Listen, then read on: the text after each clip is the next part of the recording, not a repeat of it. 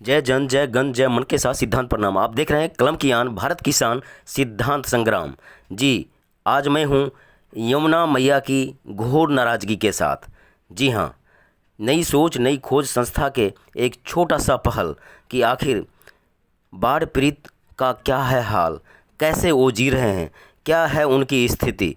कागज़ पर तो बड़े बड़े वादे, लेकिन हकीकत में यमुना बाढ़ पीड़ितों का क्या है हाल, इस पर यह है खास रिपोर्ट। नई सोच नई खोज संस्था के पहल पर सिद्धांत संग्राम का एक छोटा सा प्रयास।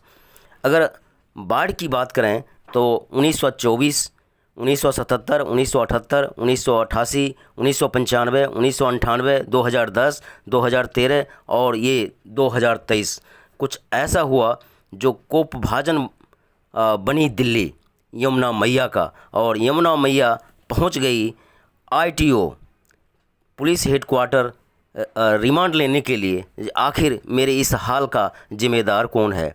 यमुना मैया पहुंच गई आम आदमी पार्टी के सुप्रीमो केजरीवाल के घर शीश महल के पास। आखिर आपका शीश महल और मेरे साथ अन्याय क्यों। यमुना मैया पहुंच गई बीजेपी के दफ्तर के पास। जो आखिर अटल बिहारी वाजपेयी का 1999 का जो महत्वाकांक्षी योजना था नदी जोड़ो अभियान, उसका क्या हाल हुआ। आखिर यमुना मैया क्यों हो गई है मैली, यमुना मैया के साथ इतना अन्याय अत्याचार क्यों। इस दौरान जानी मानी सामाजिक कार्यकर्ता और नई सोच नई खोज संस्था की संस्थापिका गीतांजलि शर्मा ने कहा कि बहुत ही अफसोस की बात है जो भयावह स्थिति है। बाढ़ राहत शिविर लोगों से मिलकर जो हमें रिपोर्ट मिली है वो कहीं न कहीं झकझोरने वाली है कि लोग रोड क्रॉस करके, एक नहीं दो दो रोड क्रॉस करके, छोटे छोटे बच्चे और बूढ़े बुजुर्ग विकलांग कैसे रोड क्रॉस करके खुले में शौच करने जाते हैं। और नहीं, यदि सुलभ शौचालय का लाभ लेना है तो उन्हें कई किलोमीटर दूर जाकर सिर्फ एक सुलभ शौचालय की गाड़ी है वहाँ पहुँचना होता है। सैकड़ों लोग और एक सुलभ शौचालय, आप सोच सकते हैं कैसे किस तरह से वो जी रहे हैं। बिजली की स्थिति देखना है, राशन की स्थिति देखना है सचमुच में, तो आप वहाँ जाकर देखिए और वहाँ आकलन कीजिए और लोगों से सुनिए जो लोग कैसे किस तरह से जी रहे हैं। लोकतंत्र की किस तरह से हत्या हो रही है। आखिर इस मुसीबत की घड़ी में यह बच्चा क्यों रो रहा है, इसकी भूख कौन मिटाएगा। आखिर इस भूख के लिए, इसके रोने और चीखने चिल्लाने के लिए कौन है जिम्मेदार। तो आपका क्या क्या नुकसान हो चुका है।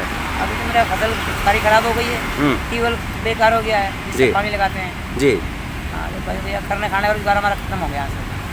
तो पेड़ लगवा दिए थे, जब छिन गई जमीन थोड़ी बहुत बची थी उसमें कर रहे थे, गुजारा खत्म। 6 लोग हैं। तो जो सुबह शाम खाना आता है उसके बारे में क्या कहना चाहिए। क्या खाना खाए, 4 जने काम पर गए हैं और एक लोग जाता है तो एक लोग खाना देता है, 4 लोगों को कहते हैं उसे बुला के लाओ, वो तो काम से शाम को आएगा, शाम को मिलेगा खाना। 4 लोगों का प्रॉपर नहीं। नहीं, क्या कहता थोड़ा है तो बांटने क्यों आते हैं। 9 लोग हैं तो खाना जो सुबह शाम बट रहा है सरकार के द्वारा। खाना आ रहा है कल से, ढील पड़ गई है, कल से नहीं आ रहा है टाइम पर। कल से नहीं आ रहा है। शौचालय वगैरह की सुविधा के लिए क्या तो आप लोगों को परेशानी हो रही है।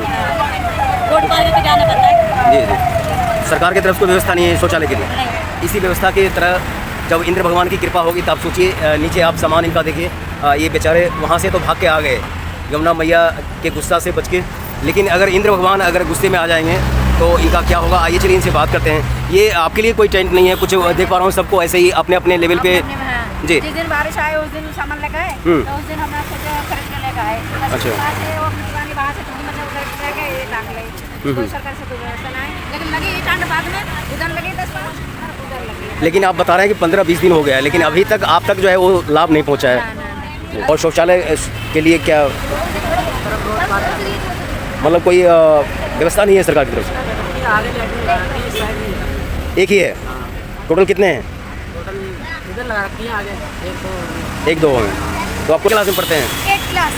तो आपके बुक्स वगैरह फट गए या पानी में भीग गए। सब पानी भीग गया, हमारा बैग कॉपी बुके, हमने इतनी मेहनत से काम निकाला था, सब कुछ भीग चुका है, कुछ है नहीं। कॉपी किताबें सब भीग गई है और स्कूल कैसे जाए, बैग भी भीग गया उसी के अंदर, भी गया उसके अंदर। और देखने गए थे तो इतना मुँह इतना पानी है। जाए तो जाए कैसे, अब साधन है नहीं हमारे पास, हमारी जी जी, देख पा रहे हैं एक छोटा सा बच्चा, और बच्चा जिस अंदाज में बात कर रहा है, आप समझिए ये डॉक्टर इंजीनियर बनेगा, ये भारत का उज्जवल भविष्य है। और जिस भविष्य को संवारने के लिए एक छोटा सा लेकिन एक सार्थक कदम उठाया है नई सोच नई खोज संस्था की गीतांजलि शर्मा जी ने। भले ही कोरोना काल हो या अन्य कोई विपद स्थिति हो, हर जगह यह संस्था अपने बल पर, अपने बलबूते पर खड़ी होती है मानवता के लिए। मैं नई सोच नई खोज की अध्यक्षा आप सभी से निवेदन करना चाहती हूँ। इन बच्चों को आपने देख ही लिया होगा, इनको सुना भी होगा। मैं चाहती हूँ जो भी लोग कुछ भी देना चाहते हैं, चाहे कॉपी किताब हो, चाहे बैग हो, चाहे बच्चों की पेंसिल हो, किसी तरह भी मदद करना चाहते हैं, तो आप कृपया यहाँ पर आके इन बच्चों की मदद करें, किसी भी रूप में करें, ताकि इन लोगों की मदद हो, इन लोगों को पढ़ाई का सामान मिल सके और ये अपने बच्चे स्कूल जा सकें। जी, देख पा रहे हैं कि एक अपील, एक माँ की ममता, NGO भी चलाती हैं, एक माँ भी हैं, तो दर्द को समझ सकते हैं कि ये हमारे उज्जवल भारत भविष्य, और इनके साथ यमुना माता के साथ कहीं न कहीं वो नाराज़ हैं, लेकिन दिल्ली सरकार और केंद्र सरकार और अन्य जो सामाजिक संगठन हैं उनको भी बढ़ चढ़कर आगे आने की ज़रूरत है।